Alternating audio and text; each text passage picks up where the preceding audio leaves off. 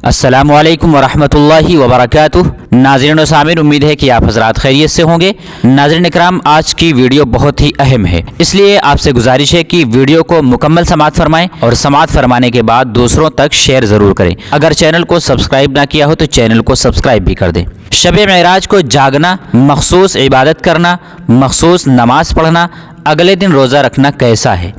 इसी तरीके से लोगों में यह मशहूर है कि मेराज का अगर कोई एक रोज़ा रख लेगा तो उसको 1000 रोज़ों का सवाब मिलेगा। इसकी क्या हकीकत है? तो नाज़रीन इकराम, इन सारे सवालों के जवाबात इस वीडियो में दिए जाएंगे। इस सिलसिले में आप हज़रात की खिदमत में उम्मुल मदारिस दारुल उलूम देवबंद के 2 फतवे पेश किए जा रहे हैं। उन दोनों फतवों को मुकम्मल समाअत फरमा लें, इंशाअल्लाह पूरी बात समझ में आ जाएगी। उम्मुल मदारिस दारुल उलूम देवबंद का पहला फतवा आप हज़रात की स्क्रीन पर नज़र आ रहा होगा। सवाल: मुहतरम मुफ्ती साहब, क्या शब मेराज को जाग कर इबादत करना और कोई मखसूस नमाज पढ़ना, कुरान की तिलावत करना, तस्बीहात वगैरह करना सवाब का काम है? बराए मेहरबानी इस सिलसिले में हमारी सही रहनुमाई फरमाकर हमें शुक्रिया का मौका इनायत फरमाएं। जज़ाकल्लाहु खैर। जवाब: बिस्मिल्लाहिर्रहमानिर्रहीम। जिस मुबारक रात में सैयदना मोहम्मद सल्लल्लाहु अलैहि वसल्लम को मेराज हुई, यकीनन वो रात खैर व बरकत वाली रात थी, लेकिन हर साल इस मुतय्यना तारीख़ की रात को बाइस बरकत समझना दुरुस्त नहीं। ना ही इस तारीख़ की रात में हज़रत सल्लल्लाहु अलैहि वसल्लम या सहाबे किराम रिज़वानुल्लाहि अलैहिम अजमईन से कोई मखसूस इबादत, नमाज, तिलावत वगैरह साबित है। लिहाजा आम रातों की तरह अगर नफिल नमाज पढ़ें, तिलावत और ज़िक्र करें, कोई हर्ज नहीं। जो करेंगे उसका सवाब इंशाअल्लाह मिलेगा। लेकिन कोई खुसूसी इबादत अपनी तरफ से करना या उसमें इबादत करने का ज़्यादा सवाब समझना दुरुस्त नहीं है। वल्लाहु ताला आलम। दारुल इफ्ता दारुल उलूम देवबंद।